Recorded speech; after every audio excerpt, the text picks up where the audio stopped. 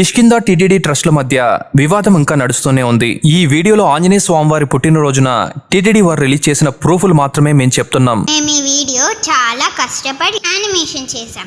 మీకు నచ్చితే లైక్ చేయండి, కామెంట్ చేయండి, షేర్ చేయండి.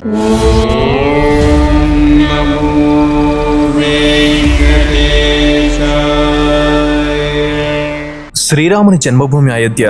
మరి హనుమంతుని జన్మభూమి ఏది అంటే మనం ఖచ్చితంగా సమాధానం చెప్పలేం. కానీ ఇప్పుడు టీటీడీ వారు ఈ ప్రశ్నకి సమాధానాన్ని కనుక్కున్నారు. ఇప్పుడు మీకు డౌట్ రావచ్చు, అసలు త్రేతాయుగంలో జరిగిన సంఘటనల్ని మనం ఇప్పుడు ఎలా నిరూపించగలమని. దీనికి సమాధాన అన్వేషణకై టీటీడీ ఒక గొప్ప పండితుల కమిటీని ఏర్పాటు చేసింది. వారు 4 నెలలు రాత్రనక పగలనక కష్టపడి 12 పురాణాలను క్షుణ్ణంగా అధ్యయనం చేసి ఆంజనేయ స్వామివారి జన్మస్థానం తిరుమలలోని అంజనాద్రి అని బల్లగుద్ది మరీ చెప్పారు. వారిచ్చిన రిపోర్ట్ ని మీకిప్పుడు వివరించబోతున్నాం. ఇందులో ఏ ఒక్క పాయింట్ ని మీరు మిస్ అవ్వకుండా గమనించినట్లయితే టీటీడీ ఎలా నిరూపించిందో మీకు అర్థమవుతుంది. 86% మంది మన ఛానల్ ని సబ్స్క్రైబ్ చేసుకోకుండానే వీడియోస్ చూస్తున్నారు. దయచేసి సబ్స్క్రైబ్ చేసి మమ్మల్ని మరింత సపోర్ట్ చేస్తారని ఆశిస్తున్నాం. Fine shelter. మీరు తిరుపతిలో డూప్లెక్స్ హౌస్ లేదా విల్లా కొనాలి అనుకుంటున్నారా? అయితే తిరుపతి టు బెంగళూరు హైవే సమీపంలో shloka Birla international school opposite లో తొండవాడ దగ్గర ఫైన్ షెల్టర్ వారు ఒక gated community budget friendly villas ని ప్రమోట్ చేస్తున్నారు. ఇంట్రెస్ట్ ఉన్న వాళ్ళు డిస్ప్లే అవుతున్న నెంబర్ కి కాల్ చేయగలరు. డిస్క్రిప్షన్ లో కంప్లీట్ డీటెయిల్స్ తో వీడియో లింక్ ఇవ్వడం జరిగింది. టీటీడీ ఏర్పాటు చేసిన కమిటీ వారు ముందుగా వాల్మీకి రామాయణాన్ని, మహాభారతాన్ని, మరెన్నో పురాణాల్ని అధ్యయనం చేశారు. వాల్మీకి రామాయణంలో హనుమంతుని జన్మస్థానం గురించి వాల్మీకి ఏం చెప్పారంటే, సూర్యదత్త వరస్వర్ణః సుమేరున్నామ పర్వతః యత్ర రాజ్యం ప్రాశస్తస్య కేసరీ నామ వైపిత.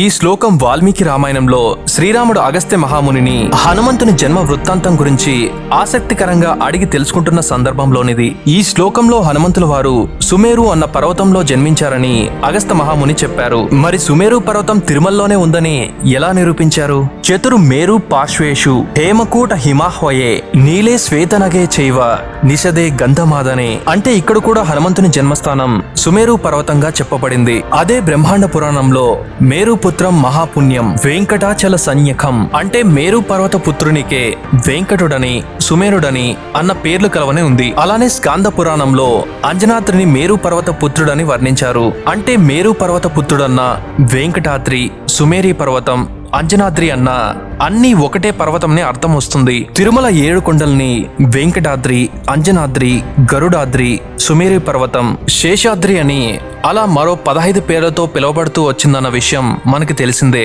అలానే ఇదే మాట బ్రహ్మాండ పురాణంలోని శ్లోకాల్లో కూడా చెప్పబడ్డాయి. ఇన్ని పేర్లు ఎలా వచ్చాయంటే తిరుమలలో ఎందరో మహాత్ములు తపస్సులు చేశారు. వారు వివిధ కాలాల్లో వివిధ యుగాల్లో అక్కడికొచ్చి తపస్సు చేయడం వల్ల తిరుమల కొండలకి పేర్లు మారుతూ వచ్చాయి. దీంతో రామాయణంలో చెప్పిన ఆ సుమేరు పర్వతం, తిరుమలలో ఉండే అంజనాద్రి రెండు ఒకటే అని మనకు అర్థమవుతుంది. బ్రహ్మాండ పురాణంలో ఆంజనేయ స్వామివారి జన్మ వృత్తాంతాన్ని గమనించినట్లయితే వెంకటాచలం గురించి చాలా సార్లే ప్రస్తావన వస్తుంది. త్రేతాయుగంలో కేసరి అన్న వానర వీరుడు అంజని అనే అందచందాల యువతని వివాహం ఆడతాడు. ఆ దంపతులకు ఎంతకాలమైన సంతానం కలగకపోవడంతో అంజనీదేవి బాధపడుతూ వచ్చింది. ఒకనాడు సోది చెప్పే ఆమె అంజనీదేవి ఇంటికి వచ్చి, బాధపడకు తల్లి, నువ్వు కోరుకున్నట్లే మహాపుత్రుని జన్మనిస్తావులే. కాకపోతే నువ్వు వెంకటగిరిపై 7000 సంవత్సరాలు తపస్సు చెయ్యి. సోది చెప్తానమ్మా, సోది చెప్తాను అని చెప్పి అక్కడి నుండి వెళ్ళిపోతుంది. సోదమ్మ చెప్పిన విధంగానే తిరుమలలోని ఆకాశగంగ తీర్థం దగ్గర అంజనాదేవి వాయుదేవుని గురించి తీవ్ర తపస్సు చేస్తుంది. ఆమె ఎటువంటి ఆహారం తీసుకోకుండా వాయువుని మాత్రమే భక్షిస్తూ జీవించేది. ఆమె తపస్సును మెచ్చి వాయుదేవుడు అంజనాదేవిని అనుగ్రహించి రోజుకొక పండుని ఇవ్వసాగాడు. ఒకనాడు వాయుదేవుడు శివ తేజస్సుతో కూడిన పండును ఆమెకిచ్చాడు. ఆ ఫలాన్ని తినగానే ఆమె గర్భం దలుస్తుంది. శివుని తేజస్సుతో మహాశక్తి సంపన్నుడైన బలశాలైన పుత్రుడు అంజనీదేవికి జన్మిస్తాడు. ఆయనే మన వానర వీరుడు ఆంజనేయ స్వామి. అంజనాదేవికి పుట్టడం ద్వారా ఆయనకి ఆంజనేయ స్వామి అన్న పేరు వచ్చింది. అంజనీదేవి తపస్సు చేసిన ప్రదేశం కాబట్టి ఆ ప్రదేశానికి త్రేతాయుగంలో అంజనాద్రి అన్న పేరు వచ్చింది. అయితే ఆయన పుట్టగానే విపరీతమైన ఆకలితో ఉదయ పర్వతం మీదున్న సూర్యుణ్ణి ఒక ఎర్రటి పండుగ భావించి వెంకటగిరి నుంచి ఉదయగిరికి సూర్యుడిని పట్టుకోవడానికి ఎగురుతాడు. అది గమనించిన బ్రహ్మ, ఇంద్రుడు ఆ పిల్లవాడిని రాక్షసునిగా భావించి బ్రహ్మాస్త్రాన్ని వదులుతారు.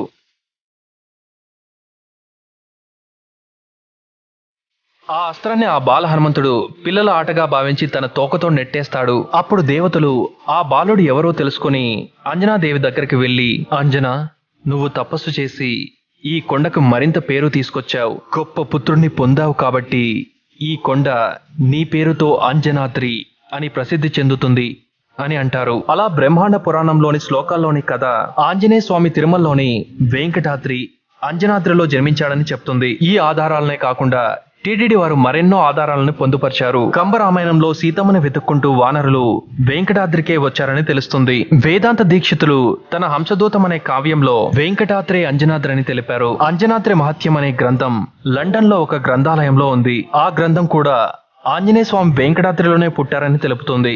ఇంకా చెప్పాలంటే ప్రతివాది భయంకరం అన్నంకరాచార్యులు, తాళ్లపాక అన్నమాచార్యులు, శ్రీరంగమానుజాచార్యులు ట్రాటన్ రాసినవి కూడా ఆధారాలుగా చూపించారు.